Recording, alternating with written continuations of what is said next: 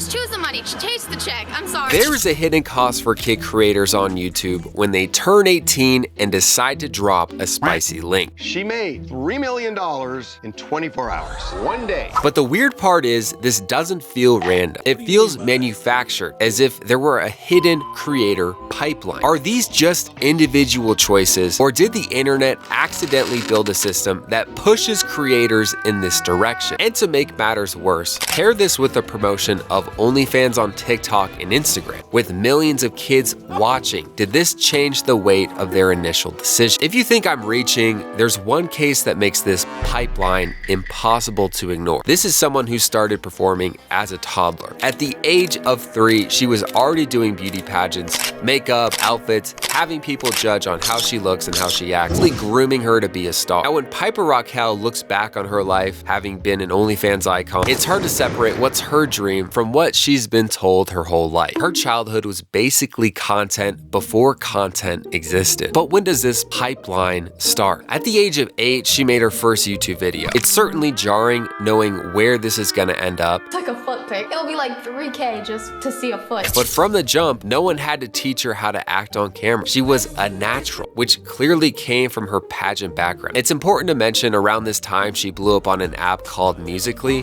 which is basically TikTok, but it's mostly lip sync and dance videos. Her third video was a compilation that got over 700,000 views. Now let's stop. Imagine you are 8 years old and you make a YouTube channel. Your third video gets 700,000 views. Your destiny is low-key set in stone, and things continue to ramp up. By her 12th video, she got a cameo with Logan Paul, which thanks to Vine in 2017, Logan Paul was probably one of the most famous people in the world, and everything looks great. You're probably thinking the same thing I am. Where did this go off the rails? Well, as she kept posting more personal vlogs, falling while ice skating, getting lost in Target, this was all pretty harmless and is exactly what you would expect someone at her age to post. But then, like everyone else at her age, you start to like people. Girls versus boys, My Crush Reacts. This is all relationship style content. It happens so naturally, it just becomes part of the channel. But at the same time, this is where Piper's parental figures, if I can even say that, I figured out this is no longer a hobby and this is a legitimate business. This is where the uploads stop to feel random and they start running this channel like a tight ship. And their method works so well, millions of people tune in to watch a video about Piper reading assumptions about herself. And this is where real life and content start to blur. You can't always tell what's real and what's for the video. And looking back, this is where people begin to ask questions. Now let's pause. If we don't understand how this naturally progresses, it's very easy to judge people like Piper. But we've reached a major point in her channel where things start to change. Her uploads a video called My Secret Admirer Surprise Reveal. And this is where she officially introduces her boyfriend into the content.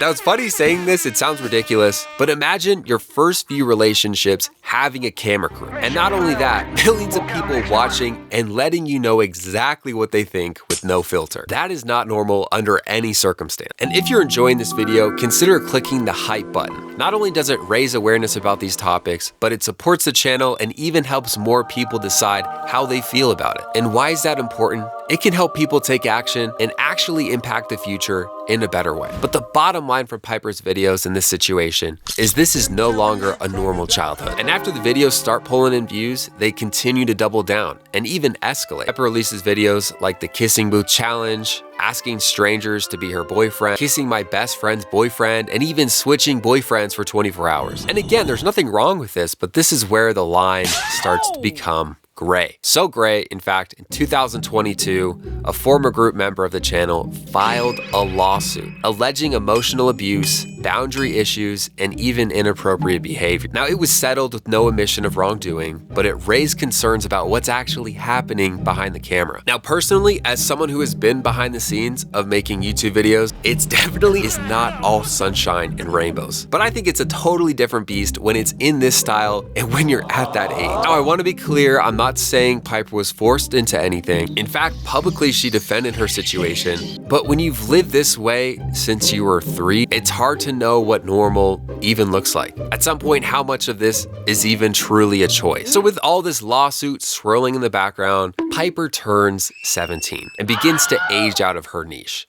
I think you know what's coming, but I want you to see this from a different perspective. Imagine grinding on YouTube since you were 8. You've built an audience that knows you for being someone in the relationship genre, and you've already made some interesting videos. I'm never gonna have a good reputation. I'm never going to have a clean slate. I don't really want a clean slate. You've heard other girls talk about how much they've made in a day for making videos, taking pictures once they turned 18, which if you compare the two is significantly less work than what you do for a normal video. What are you doing? This decision was very, very hard for me because, of course, I was thinking about it for right when I turned 18. I was like, what am I going to do? Of course, I didn't do it like right when I turned 18. You know, a lot of people say that to me, but that's not what I did. I waited and I really tried to make sure this is what I wanted. A few moments later. She turns 18, she drops a link and clears $2.9 million in a day. If I did something to like rage bait people a little bit, I was okay with it. So that's why I did show what I made in about an hour, because it was kind of like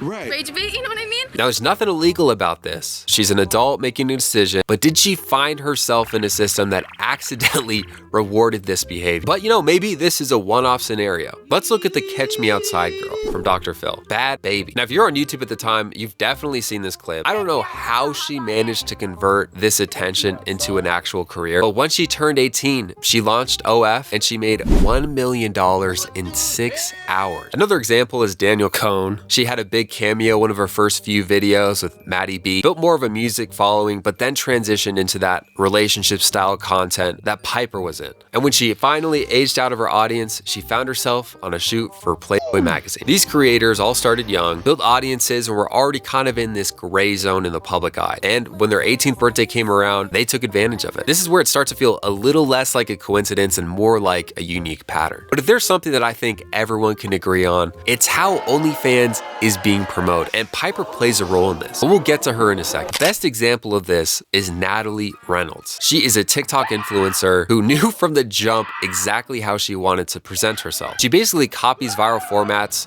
on TikTok and Instagram, where the only difference is the link in her bio. And it's interesting because Piper has also joined in on this collaboration directly with Natalie. Together, they have formulated this love triangle story between Natalie, her husband, and Piper. Now, it's hard to tell, honestly, if they're even friends off camera, but this is just kind of the way their life has always been. Here's the problem. The videos that they're making about the link are not explicit. Get ready with us to take Piper's card and make a movie. And because of this, they don't need a mark if it's 18 plus on the algorithm. And therefore, kids who are not developed and have impressionable minds are seeing this content that is designed to get them to buy explicit material. That is nefarious. I think if you ask Natalie and Piper directly, they would agree, but that doesn't necessarily stop this from happening. Now, this is the whole censorship argument, but I think this is a conversation after someone turns a certain age. Before we blow up the comment section, I do feel bad for Piper. Part of me feels like worthless without constantly having good numbers and constantly like keeping myself relevant, but like I want to find the part of me that feels